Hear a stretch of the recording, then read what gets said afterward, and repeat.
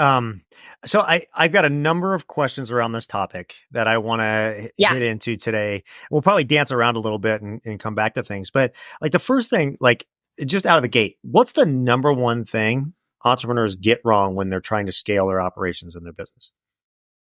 Mm, the number one thing that entrepreneurs get wrong when scaling the operations of their business is that they assume the job of, if they have an operator, they assume that the job of operations is SOPs, systems, tools, meetings, right?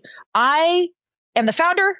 I don't want to be doing all of these things. So I just give them to somebody else, and then their job is to do all these things. I don't want to be managing all the team questions. So I just give it to my operator, and now they get to manage all the team questions, right? They treat the operator as, in some ways, correctly, like a second in command, but they erroneously assume that this operator's job is just to do what I was doing, and now it's just somebody else doing it. Versus operations is much closer to a yin to a visionary yang, right? It is an opposite skill set. It is an opposite lens. And the real value of operations is when that lens gets unlocked within the business. So let me give you a tactical example, Dave. When I stepped into that very first marketing agency, I did a quick audit of their billing system. And I found that due to, they were shifting merchant processors, XYZ thing, they were losing over $50,000 a month.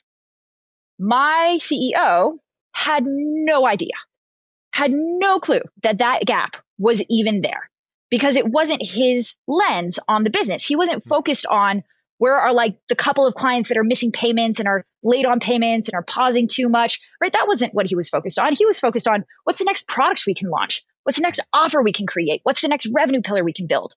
And so the yin and the yang of the visionary and the operator isn't just two leaders doing the same thing and splitting the load. It's one person, the visionary, driving growth, innovation, vision, and ideas into the company. And then it is the operator actualizing on those ideas and making them as efficient as possible, finding the leaks, finding the holes, finding the gaps, and closing them. And so if you treat your operator like they're just there to build a couple of systems, some SOPs, and answer team questions, that's all you're ever going to get. Versus if you ask your operator, your unique lens is to turn this into as efficient of a machine as possible. Go do that and tell me what you find out. You will get way more value out of that person. Yeah, it's empowering people to, figure out the best ways to do things and allowing them to do so. As a business owner, it's one of the hardest things to let go. But in order to scale operations and scale a business, you have to let go. In fact, your goal should be to get to where the business doesn't need you anymore at all. Right? That's the ultimate like freedom of building a business if you do it right.